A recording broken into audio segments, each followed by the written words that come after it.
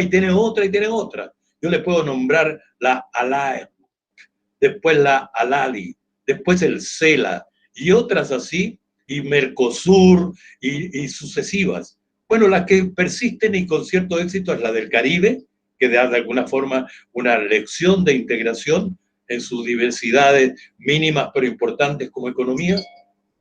Alianza del Pacífico, ya lo vamos a ver, sí existe, pero no existe, es más una marca, una idea, más que una acción concreta a ejecutar en todos sus alcances. En resumen, estamos en un escenario complejo y señoritas y señores, y señoras y señores, quiero decirle que la tarea es inmensa, porque les toca ni más ni menos, uno, que imaginar cuál es la nueva agenda para América Latina. ¿Cuáles son los temas propios de esa nueva agenda cuando la era industrial ya se va y cuando la era digital está llegando? Cualquier concepto de desarrollo industrial que teníamos hace 10 años, 15 años atrás, no más que eso, ya no nos sirve de una manera definitiva para imaginar América Latina del 2030 o 2050. O sea, la tarea es la nueva agenda. La nueva agenda con ciertos temas posibles para trabajar con ellos. Veamos, Marco, la primera pantalla, a ver qué dice. Bueno, la siguiente. ¿Es América Latina un todo? De lejos, por ejemplo, de China, la ven de un solo color, como un todo. Pero de cerca vemos las diferencias, donde cada país busca marcar su identidad y nombre en el mundo. Y esto es cada vez más fuerte. Piensen ustedes que estamos en el G20. Sí, los tres más grandes. México, Brasil, Argentina. ¿Cuál es la presencia que tenemos? En común, ninguna. No hay coordinación de los tres grandes de América Latina para actuar, para opinar, para incidir, ni más ni menos que en el reordenamiento internacional económico. Ahí tienen ustedes una expresión concreta de cómo está. Y sin embargo, somos y existimos. La siguiente. Somos 640 millones actualmente. Y al 2030, poco más años, seremos, según dicen las proyecciones de Naciones Unidas, 721 millones de personas. Vean ustedes la población. Brasil, poderoso, 213 millones. México, 129 millones. Colombia, 51 millones. Argentina, 45 millones. Luego los demás. Pero también está este otro elemento que no es menor. La población de pueblos indígenas en América Latina. Aquí tenemos que el 8,3% de la población de la región tiene orígenes de este carácter. Y según las estimaciones también de Naciones Unidas, tenemos alrededor de 45 millones de personas que pueden ser consideradas como pueblos indígenas y una gran diversidad en ellos. Hay algunos países en particular donde esto se nota más. En Bolivia, en Guatemala, en Perú, en México. Pero lo que me dicen y nos dicen a Marco, a mí, cada vez que estamos afuera, lejos, en conferencias, dice, pero ¿por qué ustedes no se entienden? Si tienen la misma música, tienen las mismas literaturas, tienen tantas cosas parecidas, tienen similitud en el idioma, español, portugués. O sea, en resumen, todos somos de origen iberoamericano. Tenemos una matriz cultural común, música, literatura, ciudades, un colonialismo de España en instituciones. Brasil distinto porque heredó una institucionalidad que venía desde Portugal y que persistió durante la monarquía brasileña un buen tiempo. Pero en definitiva aquí estamos con una cercanía. Blancos, mestizos, negros, indios, en nuestra diversidad. Es un continente muy raro cuando se piensa en la lógica del mar. Hay una conciencia rural, pero somos ajenos al mar. Tal vez porque es un continente donde predominan los grandes ríos y las grandes montañas. Y esas dos dimensiones, enormes cuencas, para qué decir el Amazonas, pero también el Río de la Plata y la interacción de Paraná. Cuando usted ve el mapa de América del Sur, los ríos que tenemos son enormes, ¿eh? Y al mismo tiempo grandes montañas. Entonces, este continente, que mira para el Océano Atlántico y mira para el Pacífico, sin embargo, no tiene una psicología de mar. No somos los griegos que se lanzaron al agua por el Mediterráneo, o los fenicios, ¿ah? Que se lanzaban al agua para buscar mercados lejanos. Es curioso. Sí, todos tenemos un poco de industria pesquera, un poco de, por supuesto, de armada, naval, todo eso. Pero en rigor, si uno dice nuestros países tienen una visión respecto del mar como el gran espacio de relación, curiosamente no lo existe. Somos también una región relativamente pacífica cuando uno lo analiza respecto de las guerras y de las grandes guerras entre estados. Mientras la Europa ha vivido lo que ha vivido y otras regiones, nosotros tenemos nada más en el siglo XX 2 o 3 guerras, de las cuales lo último ocurrió allí en la región de la Triple Frontera, Paraguay, Brasil, Bolivia, años 38, 39. Es una región con tendencia a lo jurídico internacional. Y esto es un dato que debiéramos explorar un poco más, porque en general, al final, y se lo digo yo desde Chile, que hemos tenido tantas tensiones siempre, o con Perú o con Bolivia, al final las resoluciones siempre han pasado por la Corte Internacional de La Haya y hemos asumido cada cual las decisiones de aquel tribunal. Entonces es una región, y con Argentina y los arbitrajes, etcétera, que se predomina la tendencia a lo jurídico internacional. La siguiente, por favor. Bueno, por cierto, y no me voy a detener mucho en esto porque ustedes lo saben, pero es un continente rico en recursos. Y eso está, solo por decir algo que le es muy cercano a Brasil, 1/3 de las reservas de agua dulce de todo el mundo están por estos lados. 1/5 parte de los bosques naturales, un 12% de los suelos cultivables están acá. Bueno, y también es una relación donde están las reservas como las reservas de plata, las reservas de cobre, Chile, Perú en particular, y algún grado también en México. El 33% de las reservas de estaño, 22% de las reservas de hierro, ahí está Brasil muy fuerte en estaño también. Entonces, y además, en relación con cifras recientes, por supuesto, está la dimensión de las reservas petroleras, donde después de Medio Oriente, pues aquí alrededor del 20, yo diría un poco más, de los recursos. Y además está toda aquella fuerza agroindustrial cada vez más en potencialidad creciente de desarrollo. Ustedes con la soja y otros productos, desde Chile con la fruta y de Perú también, etcétera. Argentina también con la soja. En definitiva, hay una dimensión de lo agroindustrial o de una región de reserva alimentaria para el resto del mundo que no es menor. No es menor. La siguiente.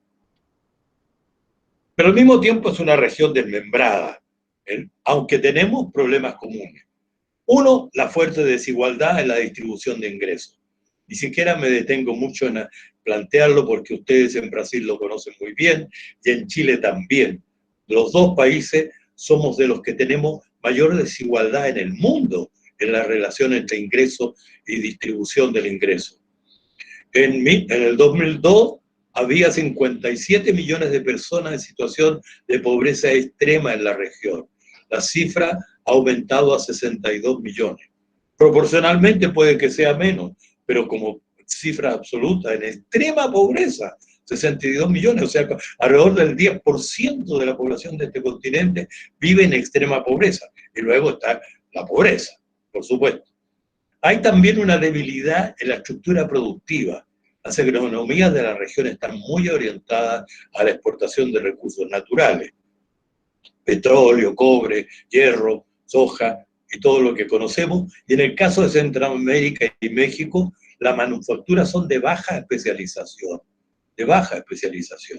Yo sé que Brasil ha tenido un esfuerzo de desarrollo industrial importante, pero al mismo tiempo hay una no interacción de ese desarrollo industrial en cadenas de valor que pudieran tener con los otros países de la región. Con Argentina lo hay en alguna manera en la industria automotriz, pero en definitiva, si uno dice, bueno, ¿y cuál es la interacción de Brasil con los otros países, etcétera, para buscar armonizaciones productivas, no lo tenemos, no lo hemos discutido siquiera.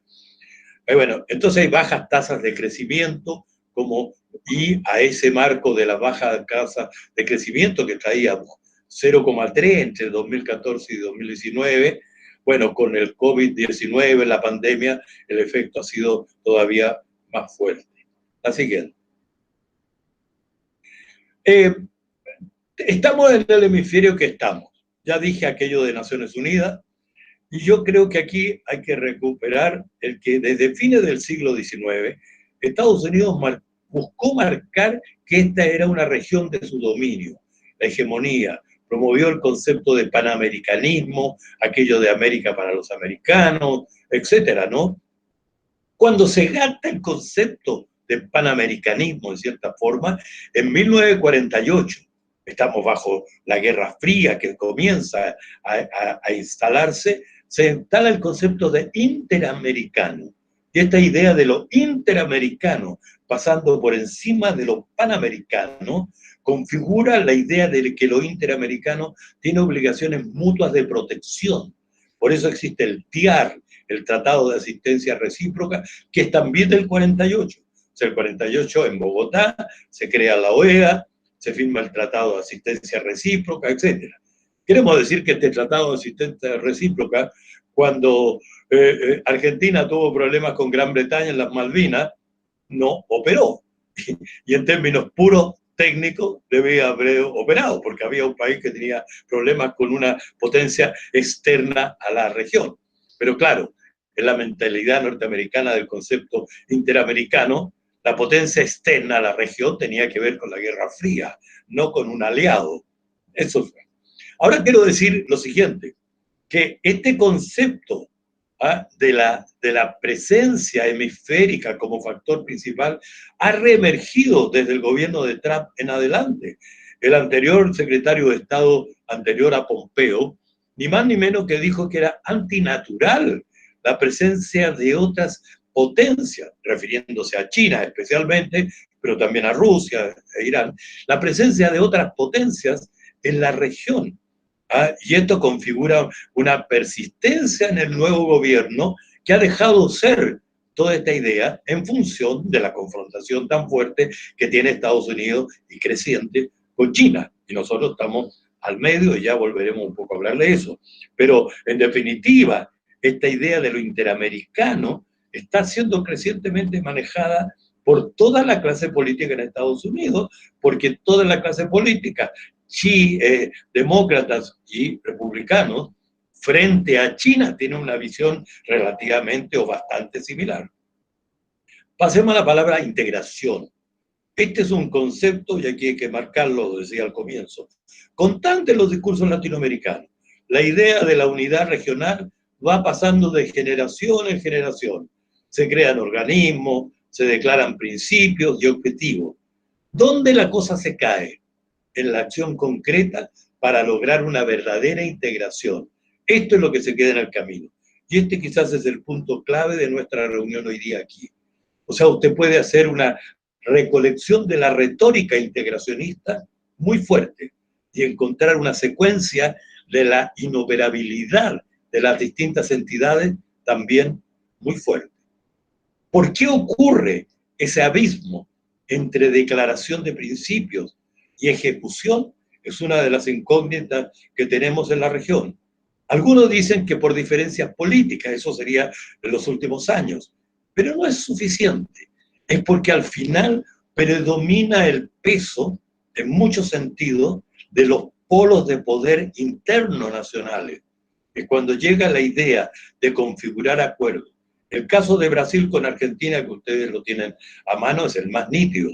¿Qué más? Que el Mercosur, con todas las características que se planteó y cómo diversas diferencias han llevado a que hoy día camina, pero camina bastante cojeando y por eso no puede tener el acuerdo con la Unión Europea, por ejemplo, que ha sido una suerte de sueño del Mercosur que está ahí latente y hasta hoy no está concretado, a pesar que hubo un acuerdo aprobado en general en la Unión Europea. Entonces tenemos esa dimensión muy fuerte, una retórica integracionista, a la cual quiero decir que Brasil, que no era un país de la lógica bolivariana, Sarney fue el primer presidente y desde este lado del mundo nosotros apreciamos eso de Sarney. Sarney fue el que dijo, soy el primer presidente bolivariano de Brasil. Y esa es una frase que es muy importante rescatar porque marcó un momento de la interacción de Brasil con el resto de la América Latina. Hoy día a reconstruir en otros aspectos, pero que a partir de ese momento configuró, ¿no es cierto? Y de ahí vino la lógica del Mercosur y todo lo que sabemos. Entonces, integración sí es una palabra presente. Hoy está presente en cualquier... Hay un instituto de integración latinoamericana con sede en Buenos Aires, ni más ni menos. Hay una ALADI con sede en Montevideo. ¿Qué quiere decir ALADI? Asociación Latinoamericana de Integración. Sin embargo, y está el CELA, con sede en Caracas, que no sabe mucho qué hacer, pero en la realidad nos falta la acción concreta. Vamos a la siguiente. Ahora bien, en la lógica de estas declaraciones vamos a entrar ahora al fondo de la presentación que yo he querido traer a ustedes.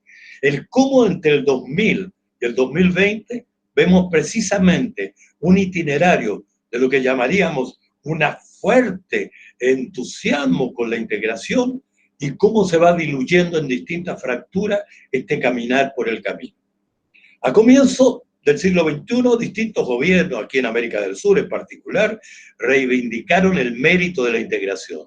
Se habló de integración con mucha retórica, ya decía, un concepto invocado por razones comerciales y diplomáticas, pensando en negocios y en valores bajo gobiernos de distintos signos ideológicos, pero con un rescate de lo democrático que no era menor en toda la región, después de haber vivido en América del Sur el predominio de gobiernos militares en las décadas previas. Hay el permanente relanzamiento del mercado común del sur, el Mercosur, la reivindicación inicial de la Unión de Naciones Sudamericanas, UNASUR, la fundación de la Alianza Bolivariana para los Pueblos de Nuestra América, ALBA, el gran proyecto de Chávez, el establecimiento de la CELAC en México el 2010, ratificada después del 2011 en Venezuela, y la conformación de la Alianza del Pacífico, fueron las demostraciones de una y otra manera de ese mismo espíritu. Vamos a crear integración. Vamos adelante. Entonces tenemos un mapa como este, que no es menor como referencia. Ahí ustedes tienen el ALBA actual, claro, ya no está Ecuador. En un momento era Bolivia, Ecuador, Venezuela, Cuba, Centroamérica, Nicaragua y varios del Caribe. La mayoría de los países hoy día que persisten en el ALBA son del Caribe, con una Venezuela, como todos sabemos ya, en precariedad económica extrema. El Mercosur suena potente allí cuando todavía estaba Venezuela. Venezuela ya no está porque fue expulsada, suspendida es la palabra exacta, de Mercosur. La Alianza del Pacífico sigue presente con México, Colombia, Perú y Chile, pero debemos decir que una demostración que hizo la Alianza del Pacífico fue decir, mire, a pesar de los cambios de gobierno, de la diversidad, Ollanta Humala en Perú, en otros momentos distintos niveles de relaciones políticas, se mantuvo el concepto y la idea, persistió. Bueno, UNASUR, que ustedes conocen muy bien, y la Comunidad Andina de Naciones, que cada tanto busca persistir, hoy día casi como una especie de acuerdo de intercambio comercial interno, más que nada, de Colombia, Ecuador, Perú y Bolivia. A la siguiente. Entonces, aquí nos vamos a pasar rápido a algo que había preparado en otro momento para otra parte, pero que solo lo quiero mencionar. Hemos vivido la vivencia de ser convocados por factores externos en pro de integración. Bueno, Estados Unidos trata de hacerlo por los intereses propios, ¿no es cierto?, en la época en que se plantea con Estados Unidos especialmente lo toma George Bush, pero ya venía de antes la idea de ALCA, el Área de Libre Comercio de las Américas. con dos prioridades: consolidar el dominio comercial y financiero de Estados Unidos y un control de los recursos energéticos y puntos estratégicos como el petróleo de México y de Venezuela. El 2005 fracasa el ALCA. Mar del Plata, allí es la reunión definitiva. Primero, Brasil y Argentina se opusieron a ciertas reglas, estaban relacionadas con las compras gubernamentales y el trato a la inversión extranjera, que Estados Unidos buscaba muy fuerte imponer. Venezuela, o sea, Chávez, junto con Cuba, proponen la alternativa bolivariana para América Latina y el Caribe, poquito antes, en diciembre de 2004. O sea, la reunión creadora del ALCA es en diciembre de 2004, la reunión en Mar del Plata, si no me equivoco, fue en marzo, abril, por ahí, del 2005, donde el ALCA muere. La estrategia predominante, en consecuencia, desde Estados Unidos, fue tratados de libre comercio bilaterales. Allí están el que suscribió con Canadá y México, creando el NAFTA, después el bilateral con Chile, después con Perú y con Colombia, y otro que tiene con los países centroamericanos. Entonces, este es un primer dato de un intento con factor externo de decir, oiga, júntense, hagamos algo. Siguiente. La Unión Europea, lo similar. El acuerdo de libre comercio entre la Unión Europea y la Comunidad Andina, Bolivia, Colombia, Ecuador, Perú, de 2012. Un paso importante. Una liberalización del área de intercambio comercial. Después hacen el acuerdo de libre comercio entre la Unión Europea y los países de América Central. También está vigente. Costa Rica, El Salvador, Guatemala, Honduras, Nicaragua, Panamá, que garantiza acceso preferencial al mercado europeo. El 2015, porque ya se había constituido además CELAC, empieza, ¿no es cierto?, una dinámica que ya no solo es comercial, sino también es una dinámica de interacción político-estratégica. Y comienza y Europa se entusiasma con la idea de la creación de CELAC. Y tiene lugar, ¿no es cierto?, se crean la cumbre, lo cual no era menor. La primera cumbre tiene lugar en Santiago de Chile, precisamente, y vienen acá desde Europa todos los líderes europeos para una reunión propia de ellos, pero al mismo tiempo, hasta acá en el sur del mundo, para una reunión con CELAC, que a su vez había tenido también. Es un momento de un gran encuentro. Después de aquel encuentro, tiene lugar en Bruselas la próxima reunión. Allí ya se notan algunas voces quisquillosas. Yo me acuerdo muy bien cuando Evo Morales dijo, yo iré a la reunión en Bruselas, pero no acepto ninguna declaración que tenga que ver con el libre comercio o el respeto al libre mercado, porque no corresponde. Ese no es el comercio de los pueblos indígenas y de la América. Está casi tal cual, textual dijo. Bueno, pero eso pasó el 2015, igual estuvieron los latinoamericanos y caribeños allá. Luego venía el 2017 y allí ya se suspende la cumbre.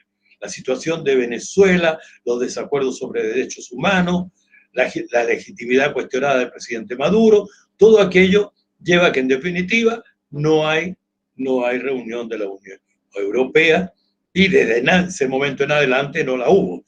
Quiero decir ya, como vamos a ver luego, que también el 2017 fue la última reunión de cumbre de jefes de Estado de América Latina, Caribe. La última. O sea, desde 2017 nunca más ha habido reunión de los mandatarios de la región. Comprenderán ustedes la consecuencia y el reflejo que eso tiene cuando en el periodo previo existía algo que el presidente de Uruguay de aquella época llamó que estábamos viviendo una pandemia de cumbritis. Estamos viviendo la cumbritis aguda, decía, porque cada 2 o 3 meses había una cumbre, si no era por Mercosur, era una cumbre por G8, era una cumbre por CELAC, siempre había razones para encontrarse con frecuencia los mandatarios. Bueno, eso no ha ocurrido más. Y entonces tenemos que, a su vez, lo último, del 2019, la Unión Europea, ¿no es cierto?, hace el esfuerzo y se firma el acuerdo de libre comercio con el Mercosur, Argentina, Brasil, Uruguay, Paraguay.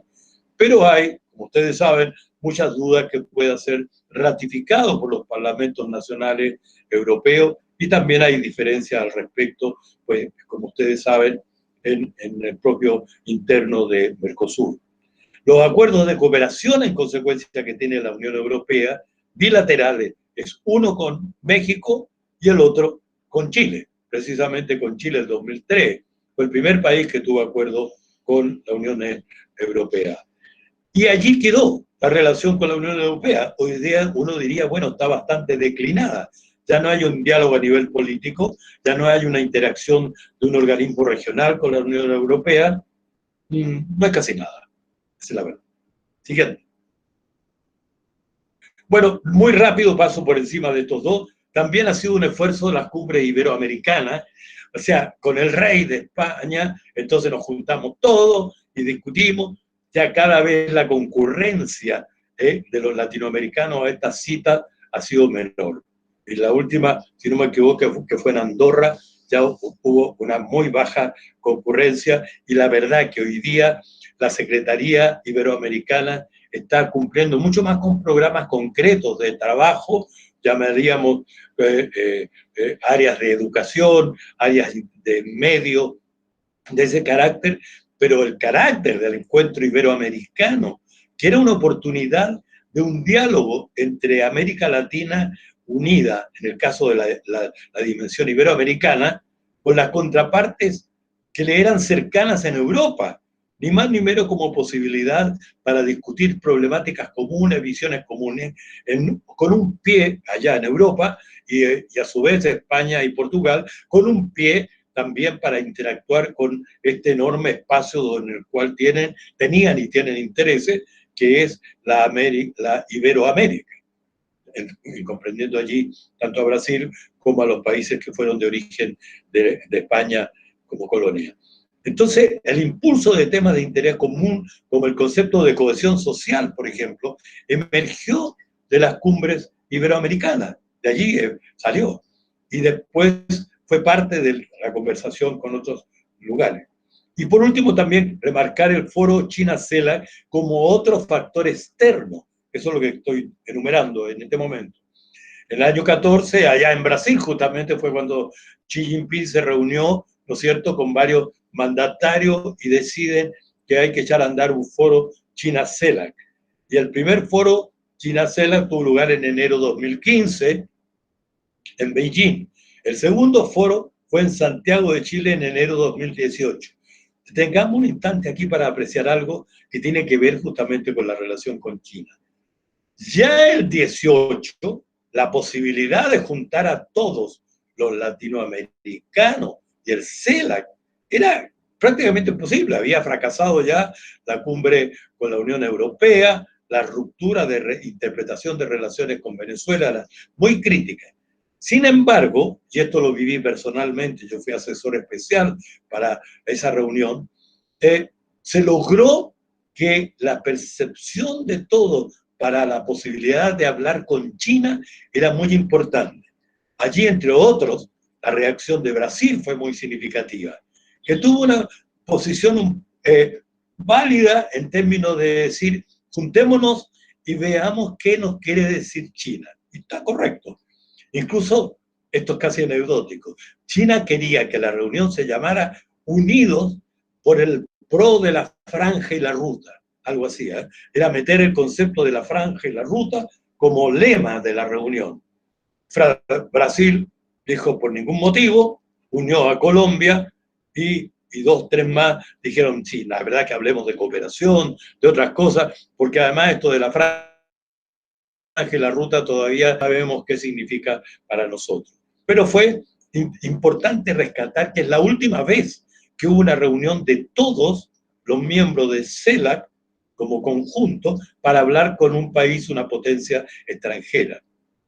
Ya veremos qué ocurre cuando se convoque a la Cumbre de las Américas, que se supone que debiera tener lugar el año próximo. Vamos a ver. Entonces, hemos repasado lo que llamaría yo estas 4 instancias externas motivadoras de integración. Veamos qué pasa adentro ahora. Siguiente.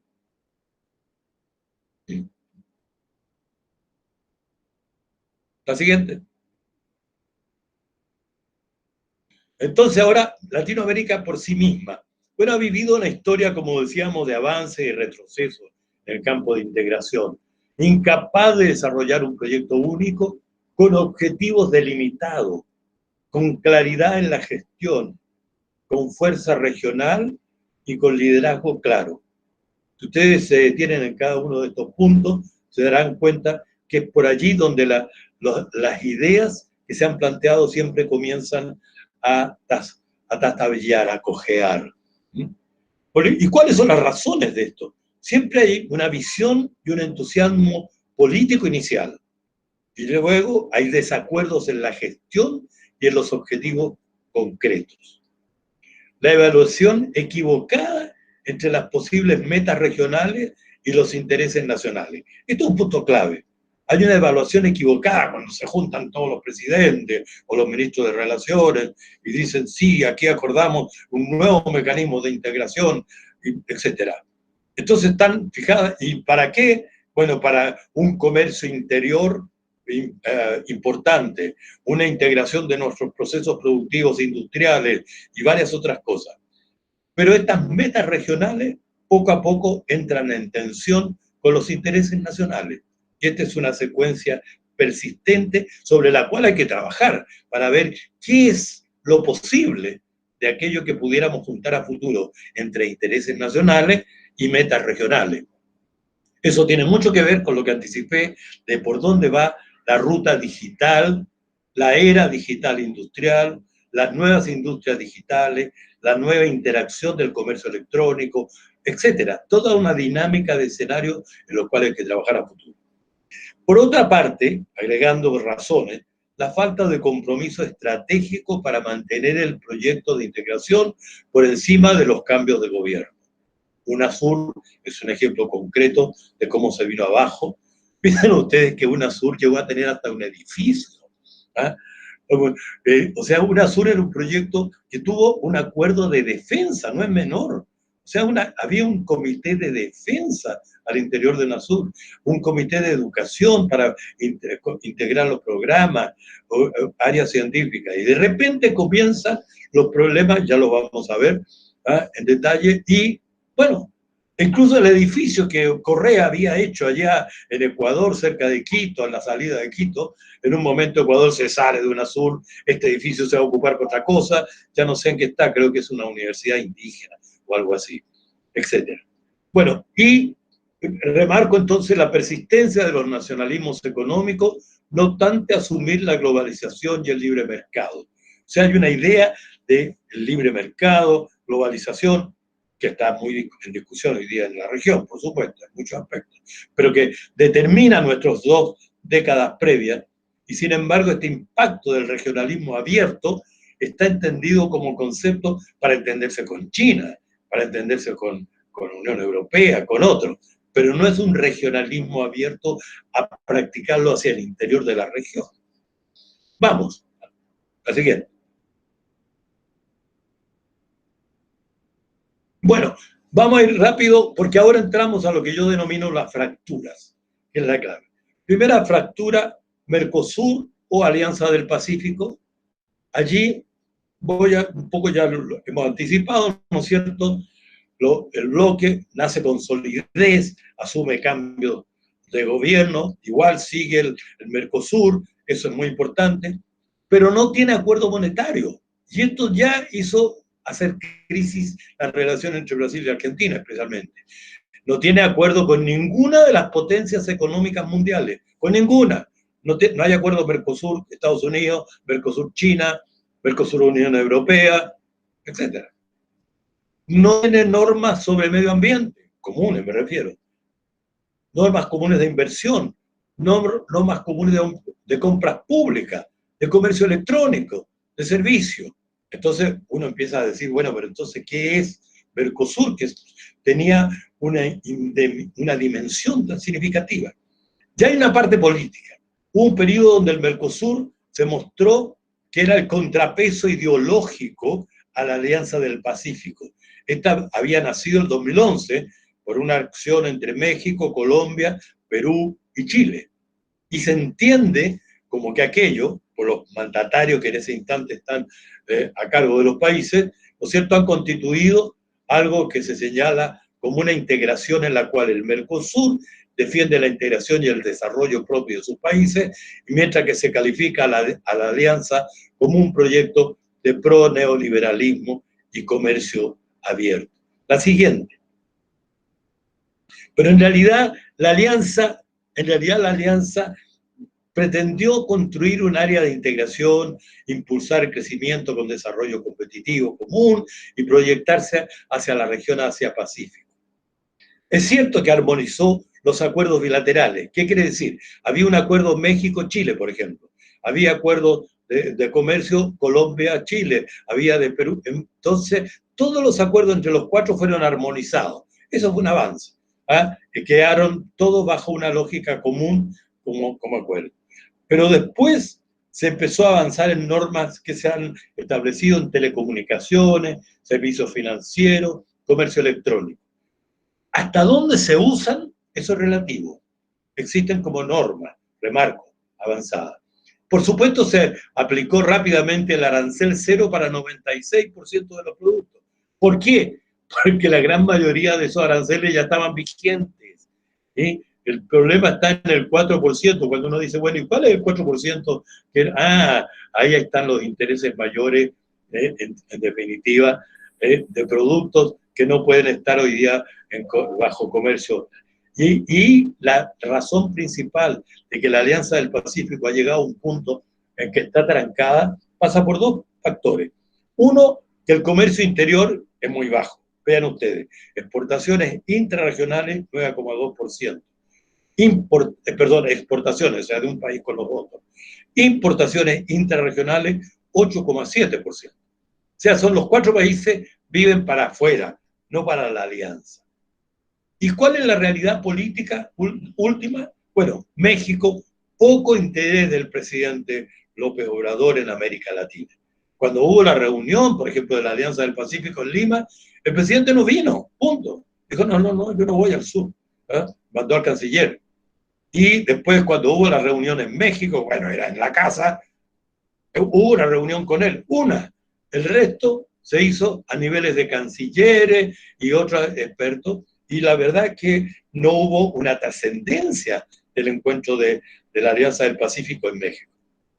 Colombia y Chile, bien saben, han estado bajo crisis con protestas sociales, fuertes demandas y cambios. Y Perú, qué decir, crisis presidenciales sucesivas.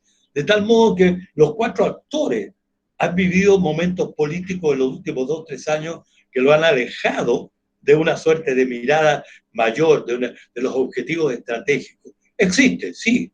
Y es muy curioso que desde Asia se vea la Alianza del Pacífico como una contraparte interesante y lo ven mucho más, a mi juicio, de lo que en realidad la alianza representa como tal. Y hay que ver cómo se salva. No digo que esté muerta, pero nada de esto muere. En América Latina nada muere. Todo está ahí. Siguiente. Bueno, la UNASUR, ustedes saben de esto, como sujeto, la UNASUR nació en mayo del 2008, con un fuerte impulso de Brasil, ya que en 2005 se había propiciado la Comunidad Sudamericana, todo un tema que nace con intereses de la época de Cardoso y sigue después con el presidente Lula. Objetivo, ser un espacio de integración y unión en lo cultural, social, económico y político entre sus pueblos. Intervino en confrontaciones internas y en disputas entre países. Por ejemplo, problemas de Bolivia en 2008, en Ecuador, cuando la policía produce casi un golpe de Estado en Ecuador, en Paraguay en 2012. También son parte, y esto es una novedad, aunque una precaria integración en realidad en la práctica, parte Surinam y Guyana. Tal vez para Brasil más significativo que lo que significa esa participación en UNASUR para los países del lado del Pacífico. Pero está. Bueno, y se creó, como dije ya, el Consejo de Defensa, predominan los gobiernos progresistas, en la época buena, con el peso predominante de los presidentes Lula y Chávez. Economía, además, con fuertes exportaciones a China, capaz de resistir por eso la crisis del 2008. Siguiente. Se nos viene abajo todo. La hora de la declinación y la crisis. 2015, hay una nueva oleada de gobiernos de centro-derecha. Eso es parte de la explicación, no es toda. El 2017, ya buscando sucesor, que se veía venir el problema, están las crisis que ya se habían planteado, por eso no había habido la reunión de CELAC, ¿cierto? Y en definitiva, no hay cómo designar un secretario general. El expresidente Samper deja el cargo, no hay consenso porque Venezuela y Bolivia se oponen a las propuestas que van apareciendo sucesivamente. Una de las últimas fue de Argentina, que propuso a José Octavio Bordón, un ex embajador, ex candidato presidencial, etcétera, una figura, ha sido embajador recientemente también en Chile, una figura sin duda muy respetable, de mucho nivel, y fue rechazado. Hubo cambios de signo político en los gobiernos y se agotó el ciclo económico expansivo, aquel de la primera década. Entonces la organización entró en crisis por varias razones, porque Venezuela estaba en declinación económica, política y tenía tensiones con la región. En Brasil predomina a su vez la crisis política, los casos de corrupción cruzan la región, salen de Brasil, entran en Perú, entran en otros países, en Colombia también, etc. Odebrecht es un nombre que aparece en toda la prensa regional. Y la situación de Venezuela es crítica, con enorme migración. Hoy día tenemos 5 millones de venezolanos que han abandonado el país, de los cuales 4,5 millones están en los países de América. 2,5 millones en Colombia. Y hay migración hacia los demás, y eso es consecuencia de una situación también muy fuerte. En abril de 2018, Colombia, Argentina, Brasil, Chile, Perú y Paraguay suspenden su membresía. Luego lo hará Ecuador, quien cerrará la sede. Un comentario que leí en el informe Infobae: la UNASUR se comportó más como un club de presidentes aliados que como un organismo de integración regional. No es menor esa frase, porque aquí el gran desafío que existe en la región es que ciertos organismos, UNASUR lo fue, emergen por la voluntad de un cierto momento político, pero el tema es cómo se crean entidades que sean capaces de avanzar, no obstante, la diversidad política. Eso tiene que ver con cuáles son las estrategias generales, mayores, macroestrategias de la región. Vamos. Bueno, aquí yo había preparado en el otro el tema de ALBA, así que se imaginan lo que les estoy diciendo. ALBA es la Alianza Bolivariana, la Alianza Bolivariana que nació en diciembre de 2004, impulsada especialmente por el presidente Chávez, en la asociación con Fidel Castro, todavía a cargo del gobierno en Cuba, y claramente con una lógica, como ellos dijeron, antiimperialista, de cooperación económica y al mismo tiempo de batalla contra la pobreza. La verdad es que hubo varios factores que han hecho que ALBA haya perdido. De partida, Ecuador dejó de ser miembro del ALBA. A su vez, el precio del petróleo tuvo variaciones. Piensen ustedes que el 2013, cuando después de la muerte de Chávez, el precio cuando sube el actual mandatario, el barril estaba en 106 dólares. Y cuando el 2016 el barril llegó a estar a 26. O sea, una caída brutal en los precios. Ahora ha subido un poco, pero también tiene que ver con la improductividad venezolana en el petróleo. Han llegado recién a recuperarse de 600,000 barriles que tuvieron hace 2 años, 1 año y medio. Ahora están un poco mejor, en 900. Pero el tema es que la producción del año 2012, 2013, era de 2,5 millones de barriles de petróleo diarios. Entonces la diferencia es enorme y la carencia de expertos técnicos y de capital y de inversión en la renovación ha sido también un tema muy fuerte. Entonces, lo que no está aquí en este PowerPoint, pero que había que colocarlo, es que también hay una fractura al interior del proyecto ALBA, el cual hoy día, cuando uno ve el mapa, prácticamente tiene a Bolivia, todavía tiene a Venezuela, tiene a Cuba, y luego alrededor de 8 o 6, 8 por allí, miembros que son todos los pequeños estados, islas del Caribe. Grenada, San Vicente, Antigua, etcétera, que configuran, ¿no es cierto?, el paquete principal. Y Nicaragua, que todos sabemos la crisis que hoy día vive Nicaragua en términos de representatividad política, etcétera. Listo, despachamos ALBA, que también había que incorporar y que no estaba puesto. Y ahora entramos a la fractura que llamaríamos 4. Hemos pasado por la de UNASUR, Mercosur, ¿ah? Hemos pasado por ALBA y ahora estamos aquí en CELAC. CELAC, el difícil camino sin consenso. Se lanza la idea el 2010, se constituye en el 2011 en Caracas y la primera cumbre el 2013, que es también aquella, como dije, con la Unión Europea. Nace como resultado de lo hecho por el Grupo de Río, la coordinación y la Cumbre de América Latina y Caribe sobre Integración y Desarrollo, que se creó como entidad especial un momento a fines del 2008 frente a la crisis económica. Se une todo con el compromiso de buscar la paz, el desarrollo social económico, la cooperación y la coordinación para la región consigo misma y para el diálogo con otras regiones y países en el mundo. O sea, una tarea muy concreta de inserción. Democracia y derechos humanos son fundamentos comunes.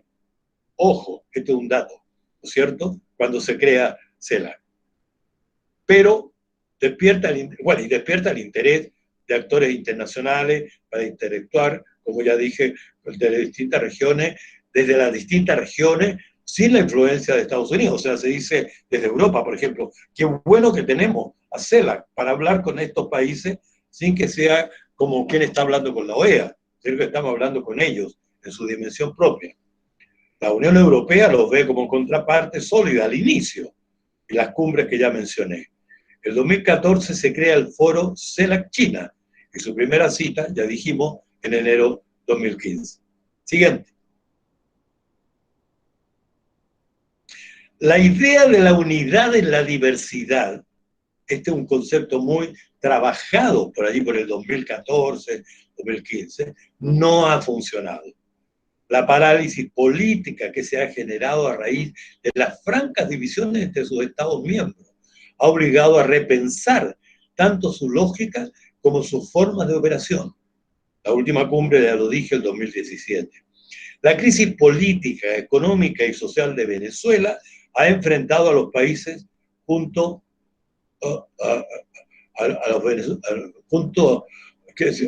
junto a Venezuela se han alineado Bolivia, Cuba, Nicaragua y Argentina, que estuvo hasta el 2015 y ahora observa. Está mirando. Brasil tomó creciente distancia, encerrado en sus propios problemas. La crisis de UNASUR enfatizó las diferencias. Los cuestionamientos de la Unión Europea llevaron ¿a qué cuestionaba la Unión Europea? A la participación de Venezuela y Cuba en el 2017, que llevaron a la suspensión. Y se incrementaron los gobiernos de centro derecha en Argentina, en Chile, en Perú, Colombia, Ecuador. Todo esto pasó, entonces, en que llevaron a una situación. Y CELAC sin posición común para tratar la crisis venezolana. 18 de los 33 países de CELAC reconocieron, algunos todavía siguen reconociendo, aunque no pesa nada, a Juan Guaidó como presidente interino. Esto ocurre en enero del 19. O sea, una crisis total de la institucionalidad.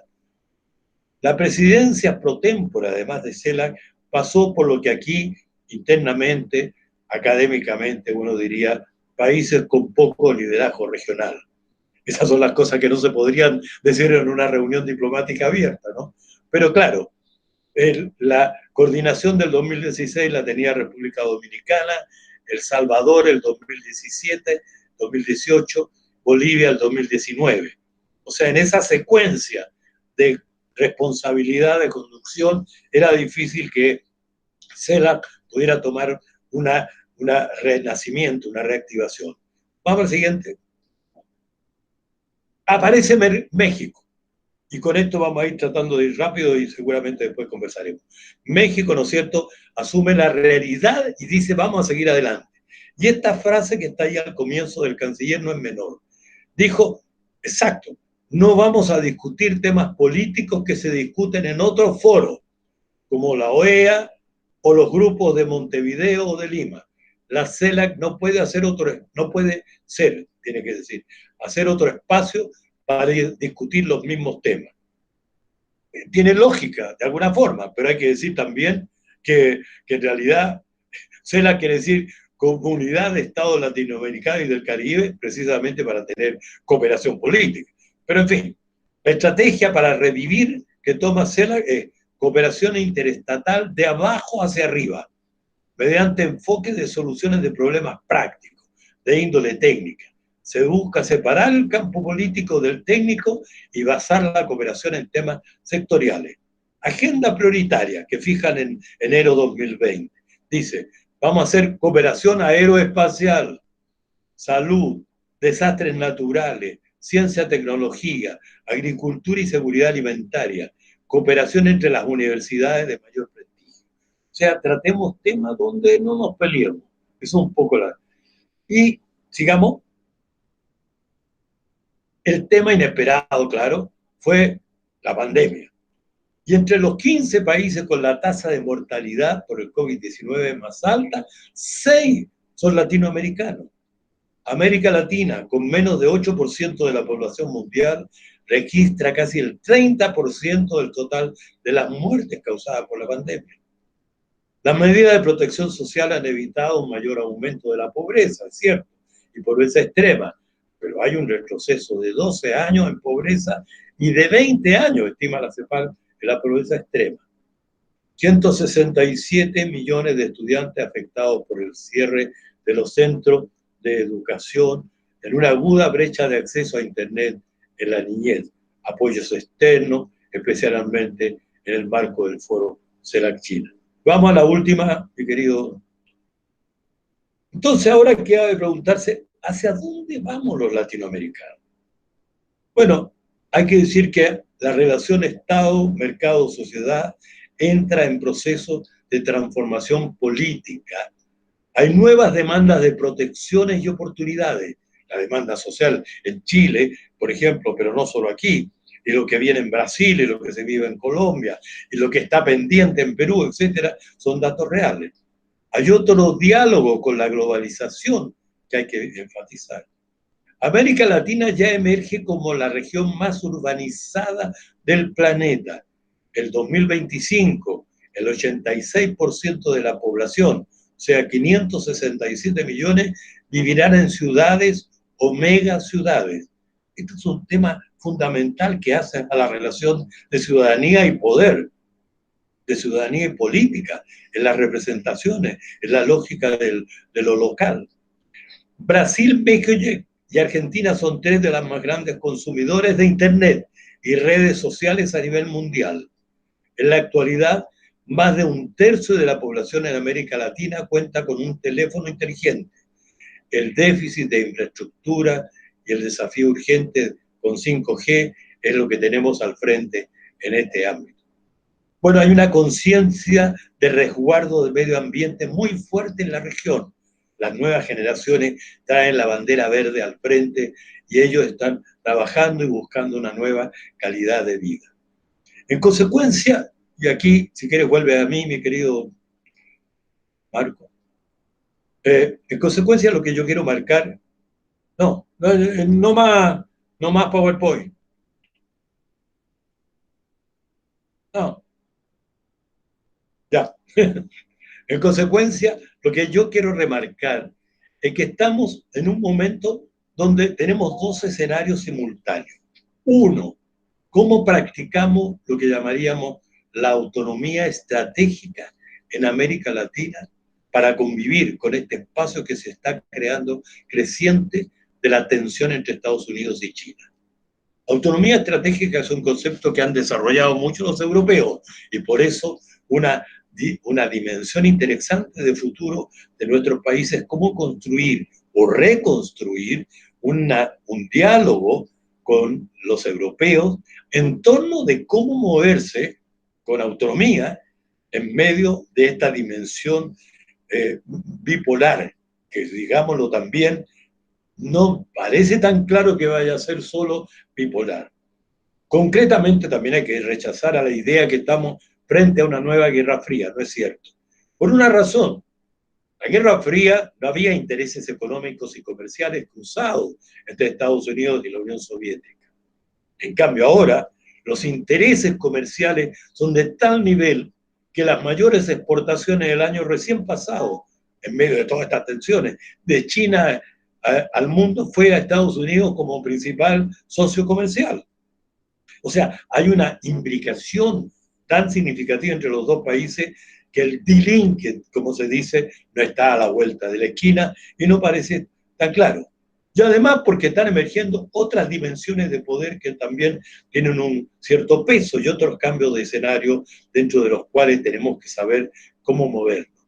Digamos como pie de página que la ignorancia que tenemos, por ejemplo, sobre el Asia Central en nuestros análisis latinoamericanos es profunda y lo deja en evidencia esto que pasa con Afganistán.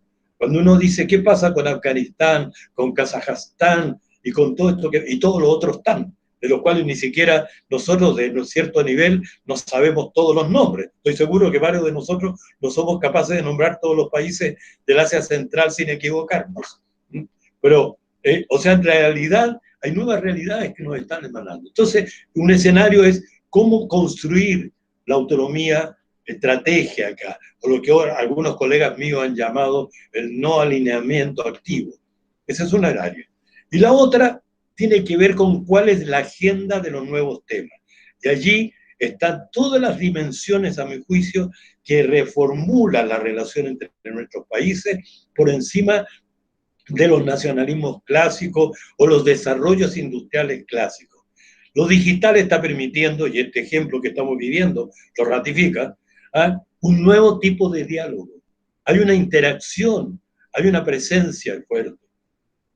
La relación con China, y esto es un tema que yo particularmente sigo y con Marco estamos siempre encima de eso, la relación con China ha cambiado sustancialmente en un año y tanto en términos del uso de la ruta digital. El concepto ruta digital nació por primera vez, lo dijo la presidenta Bachelet, aquí en enero de 2018, en el segundo foro CELAC China. Al inaugurar ella dijo, no son solo la ruta marítima y terrestre, son 4 las rutas, dijo. La terrestre, que no nos toca, la marítima, que algo nos toca, la aérea, que es la herencia del siglo XX, y la ruta digital, que es la que nos permite toda la cercanía y vinculaciones futuras entre China y América Latina. Eso que se dijo, válido para la relación con China, también es válido para nuestro propio interior, y así se vive cada vez más, pero también para la relación con Europa y con otras instancias, y con Estados Unidos, por supuesto, en que tenemos que dinamizar. Entonces, los temas de la brecha digital, este es un tema común. La pandemia demostró que la escuela sin computador marcaba la diferencia inmediatamente para aquel estudiante que tenía que quedarse en la casa con la pobreza y aquel que tenía la capacidad de acceder, y otros similares. En fin, yo creo que tenemos que construir agenda, teletrabajo, telemedicina, la interacción más conjunta entre nosotros para construir respuestas comunes a temas nuevos que están en la cabeza de la gente joven. La nueva agenda está en la gente joven, eso lo creo profundamente. La agenda de la integración productiva industrial, yo produzco auto a medias contigo, yo produzco máquinas contigo, etcétera. No, eso se fue, ya no va a andar. Lo que va a andar para la integración a futuro son nuevas agendas y ustedes tienen que hacerlas. Dejémoslo ahí y vamos para adelante. Muchísimas gracias por tu magna clase, porque es una clase muy importante y nos dio una mirada muy importante acerca de los retos que se plantean a nuestra América Latina.